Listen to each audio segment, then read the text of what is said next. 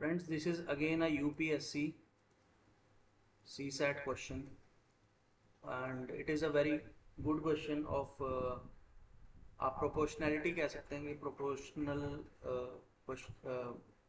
जब प्रोपोर्शनैलिटी दी हो ना तो उस केस में क्वेश्चन कैसे बनाया जाता है उसका एक अच्छा एग्जांपल है ये. Suppose x, y, z are variables taking positive real number as their possible values. It is given that y is directly proportional to x square. तो y is directly proportional to x square हमने लिख लिया यहाँ पे. x is inversely proportional to z. x is inversely proportional to z. तो यहाँ से कुछ कांस्टेंट होगा. प्रोपोर्शनैलिटी हटाते हैं तो प्रोपोर्शनैलिटी का कांस्टेंट लगता है साथ में. तो प्रोपोर्शनल हटाओगे तो k1x² आ जाएगा. इसी तरह से x यहाँ पे प्रोपोर्शनैलिटी का कॉन्सेप्ट ये हटाओगे तो कांस्टेंट यहाँ पे लगेगा k2, यहाँ लग गया k1, k2/z. तो अब बोल रहा है कि जब y 98 है तो z बताओ कितना होगा. तो उसके लिए क्या करना पड़ेगा, हमें सारे z को हमें y की टर्म्स में लिखना पड़ेगा. तो क्या करेंगे, y is equal to k1, x की ये वाली वैल्यू यहाँ पुट कर दो तो ये आएगा k1 k2/z का होल स्क्वायर. फिर y by k1 is equal to यहाँ से, ये यहाँ से आ रहा है k2/z होल स्क्वायर. तो यहाँ से k2/z is equal to y by k1 का अंडर रूट. और z निकालना है तो z आएगा क्या होगा, k2 अंडर रूट, ये पलट जाएगा ना फिर k1/y आ जाएगा. ठीक है. तो ये हमारा पूरा हमने z को y की टर्म्स में निकाल लिया है क्योंकि हमें y तो दिया हुआ है 98, तो z निकालना है. तो अब y की वैल्यू पुट कर दो k2 k1/98. ठीक है जी.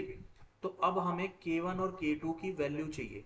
k1 k2 की वैल्यू आ जाएगी तो हमारी z की वैल्यू आ जाएगी.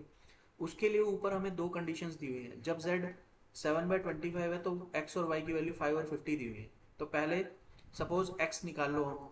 अगर हम x निकालें, x is equal to k2/z. z कितना है 7/25. इस 7/25 के लिए x कितना है 5, तो 5 रख दिया यहाँ पे. k2/7/25, k2 की वैल्यू कितनी आ जाएगी 5 इंटू 7/25. 5 से ये 5 पे कैंसिल हो गया तो k2 की वैल्यू आ गई हमारे पास. इसी तरह से y की वैल्यू कितनी है, y की वैल्यू है 50 and it is equal to k1x². ठीक है, x². सो x क्या है, यहाँ पे था ना, ये यहाँ से लिखा है मैंने ये y is equal to k1x². तो जब z 7/25 है तब x कितना है 5 और k1x² का मतलब 5 का स्क्वायर. तो ये 25, ये 2. तो k1 की वैल्यू कितनी आ जाएगी 2. k1 की वैल्यू आ गई 2, k2 की वैल्यू आ गई 7/5. तो यहाँ से हम ये दोनों वैल्यूज यहाँ पुट करेंगे. ठीक है, कहाँ पुट करेंगे,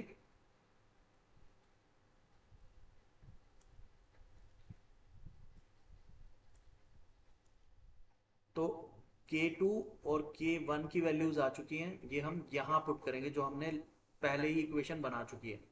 तो z की वैल्यू कितनी आएगी, k2 which is 7/5 under root k1 2 divide by 98. y की वैल्यू पुट कर रखी है ऑलरेडी.